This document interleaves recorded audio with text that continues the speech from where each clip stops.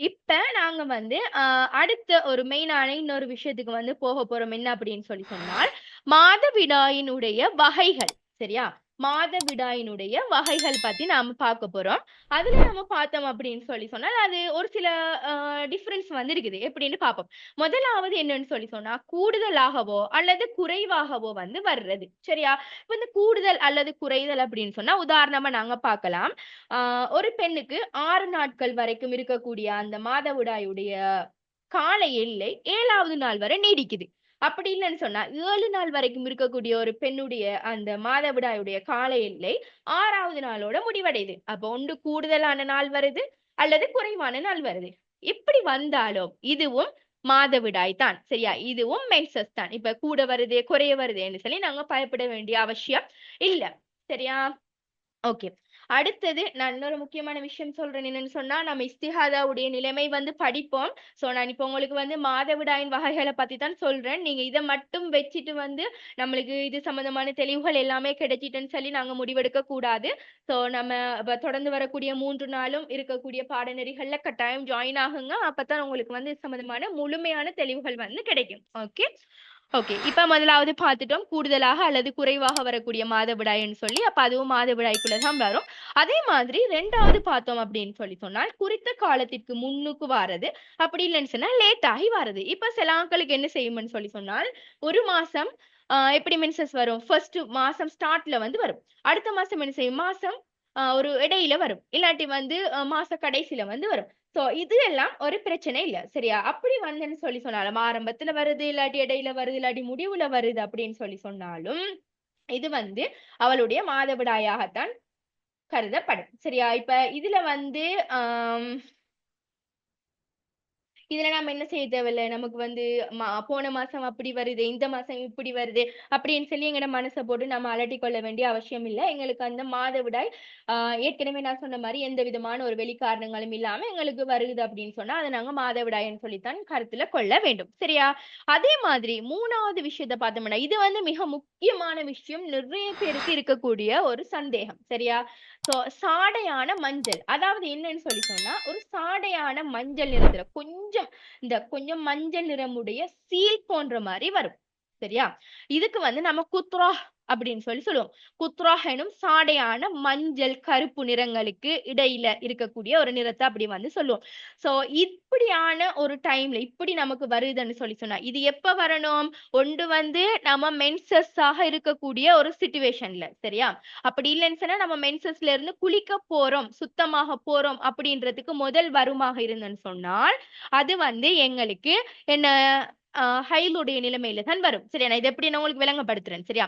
அது வந்து ஹைலுடைய சந்தர்ப்பத்து ஹைலன்னு சொல்லித்தான் நம்ம எடுத்துக்கொள்ளணும். அப்படி இல்லாம நம்ம வந்து இதுல சுத்தமாகிட்டோம் ஃபுல்லாவே வந்து இந்த கடுமையான குளிப்பை குளிச்சு நம்ம சுத்தமாகிட்டோம்னு சொன்னால் அதுக்கு பிறகு இப்படி ஏதாவது வந்துச்சு அப்படின்னு சொன்னால் அது என்னது மெயினா வந்து நம்ம இந்த கலர்ல கண்டோம்னு சொன்னா அது வந்து ஹைலா தான் கருதப்படும். அதாவது உங்களுக்கு இப்ப உதாரணமா சொல்றேன்னு சொன்னால் ஆரம்பத்துல நம்மளுக்கு ஹை வரக்கூடிய ஸ்டார்ட் டைம்ல வந்து என்ன செய்யும்? நார்மலான ஒரு அந்த மஞ்சள் சீல் போன்ற ஒரு மஞ்சள் நிறத்துல ஒரு சிலருக்கு வந்து வரும். அப்ப இது இன்னும் நம்மளுக்கு ரத்தமாக வரலையே, ரத்தமா வந்தா தானே மென்சஸ் அப்படின்னு சொல்லி நம்ம நினைக்க தேவையில்ல. அப்படி வந்துச்சுன்னு சொன்னாலும் அது எங்களுக்கு மென்சஸ் தான்.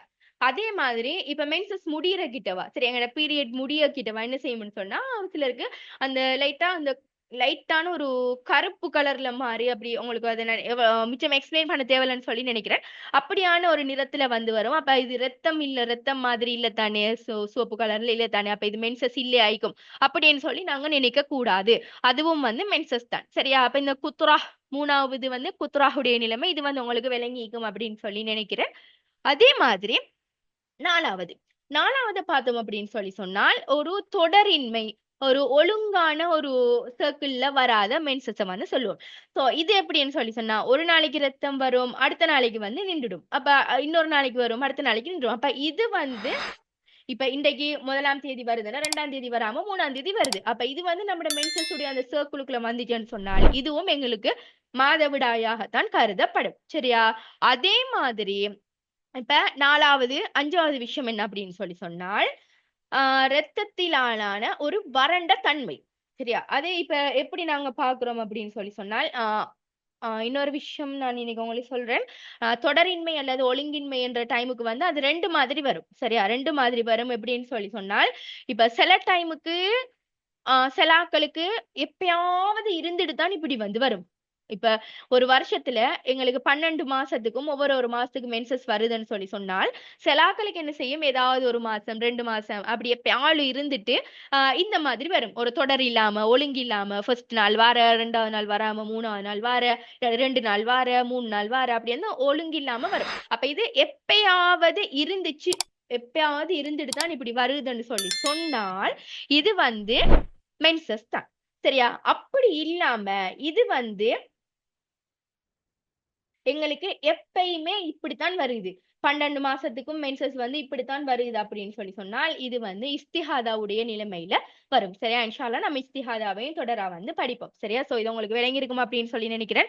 எப்பயாவது இருந்துச்சு வருதுன்னு சொன்னா அது பிரச்சனை இல்ல. அது வந்து மென்சஸுக்குள்ள தான் வரும். அப்படியே எப்பயுமே இப்படித்தான் வருதுன்னு சொன்னா, அந்த தொடர் இல்லாம ஒரு ஒழுங்கு இல்லாம வருதுன்னு சொன்னால், அது வந்து இஸ்திஹாதாவுடைய சட்டத்துக்குள்ள வரும். அப்ப இஸ்திஹாதாவுக்கு நாங்க என்னென்ன சட்டங்கள் கொண்டு வரோமோ அதெல்லாமே இந்த சட்டத்துக்குள்ள, இந்த தொடரின்மை அல்லது ஒழுங்கின்மைன்றதுக்குள்ள வரும். சரியா? அதே மாதிரி 5வது விஷயம் என்ன அப்படின்னு சொன்னால், இரத்தத்துல வந்து ஒரு வறண்ட தன்மை இருக்கும். சரியா? அது எப்படின்னு சொல்லி பார்த்தோம்னு சொன்னா, இப்ப ஒரு பெண் வந்து ஈரமான ஏதாவது அவளுடைய பெண் உறுப்புல இருந்து வெளியேற கண்டுட்டாள் அப்படின்னு சொன்னால், இது எப்ப காணணும்? அவ மாதவிடாய் நிகழும் போதும். சரியா? அல்லாட்டி மாதவிடாயில இருந்து அவள் சுத்தமாகறதுக்கு முன்னுக்கு அந்த டைமுக்குள்ள அப்படி வந்துச்சுன்னு சொன்னால், அது வந்து மாதவிடாய் தான். சரியா? அப்படி இல்லாம அவள் சுத்தமாகி குளிச்சு முடிஞ்ச பிறகு இது நிகழுமாக இருந்தன்னு சொன்னா, அது வந்து மாதவிடாய் இல்ல. சரியா? இப்ப ஆம் ஈஸியா சொல்லணும்னு சொன்னா, நான் கிட்டத்தட்ட இந்த சாடையான மஞ்சள் அதுக்கு விளங்கப்படுத்தின மாதிரி, அந்த குத்ராஹுடைய நிலைமைக்கு விளங்கப்படுத்தின மாதிரி தான் வந்து வரும். சரியா? சோ இது வந்து மாதவிடாயுடைய டைமுக்கு வருது. நம்ம குளிக்கிறதுக்கு முதல் வருதுன்னு சொன்னால், அது வந்து நம்ம மென்சஸ் ஆகும். குளிச்சு முடிஞ்சு எல்லாம் கிளீன் ஆகிட்டோம். அதுக்கப்புறம் லைட்டா பிடிக்குதுன்னு சொன்னால், அது வந்து எங்களுக்கு மாதவிடாய் இல்ல அப்படின்னு சொல்லி நாங்க ஆ இத வந்து கணக்குல எடுக்க முடியும். சரியா? ஓகே.